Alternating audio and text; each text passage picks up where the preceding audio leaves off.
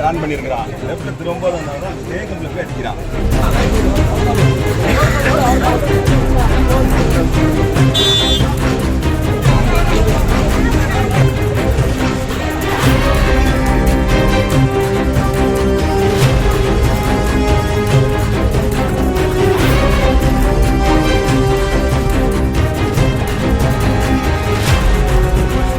சாலையில் தரிகட்டு ஓடி வந்த வேன் மது போதையில் வீட்டுச் சுவர் மீது மோதி விபத்து. வீட்டிற்குள் அலறிய குழந்தையும் தந்தையும்.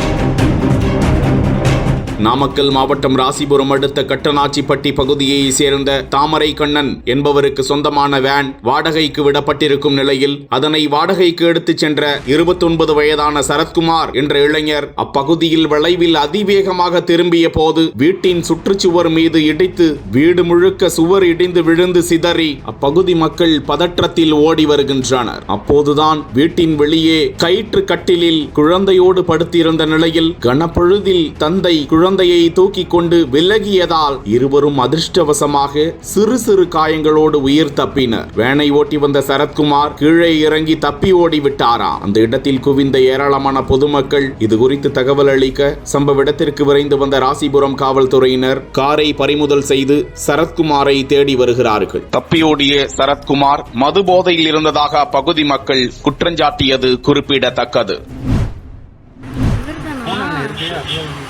எடுக்கிறாரா?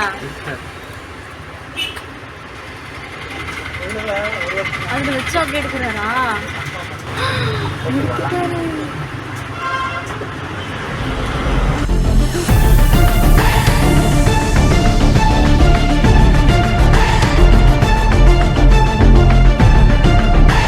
வேளாங்கண்ணியில ரத்த பரிசோதனை நிலையத்துக்கு மாஸ்க் அணிஞ்சு வந்த முதியவர் ஒருத்தர் டொனேஷன் கேட்கிற மாதிரி வந்து லேப் டெக்னீஷியனுடைய செல்போனை திருடிட்டு போனதா சொல்லப்படக்கூடிய சம்பவம் பரபரப்பை ஏற்படுத்தியிருக்கு. நாகப்பட்டினம் மாவட்டம் வேளாங்கண்ணி முச்சந்தியில ரத்த பரிசோதனை நிலையம் செயல்பட்டு வருது. இங்க மாஸ்க் அணிஞ்ச மாதிரி முதியவர் ஒருத்தர் டொனேஷன் கேட்டு வந்ததா சொல்லப்படுது. அப்போ லேப் டெக்னீஷியனுடைய செல்போன் அங்க வெளியே இருந்ததாகவும் கொஞ்ச நேரத்துக்கு அப்புறமா அந்த செல்போன் காணாம போயிருக்கிறத பார்த்து இவங்க பதறி போயிருந்திருக்காங்களாம். அதுக்கப்புறமா சிசிடிவி கேமரால இவங்க ஆய்வு செஞ்சு பார்க்கும்போதுதான் டொனேஷன் கேட்டு வந்த முதியவர் தான் இந்த செல்போனை அவருடைய பேப்பர் பையில ஏத்துட்டு போனது தெரிய வந்திருக்காம். அதை தொடர்ந்து மாவட்ட காவல் கண்காணிப்பாளர் அலுவலகத்தில் இருக்கக்கூடிய சைபர் கிரைம் போலீஸ்ல இது தொடர்பா புகார் தெரிவிச்சிருக்காங்க. போலீசார் இப்போ இது சம்பந்தமான விசாரணையை மேற்கொண்டுட்டு வராங்க. இந்த நிலையில முதியவர் ஒருத்தர் மாஸ்க் அணிஞ்ச மாதிரி வந்து டேபிள் மேல இருக்கக்கூடிய செல்போனை அசால்ட்டா திருடிட்டு போகக்கூடிய இந்த சிசிடிவி காட்சியும் வெளியாகி வைரல் ஆயிட்டு வருது.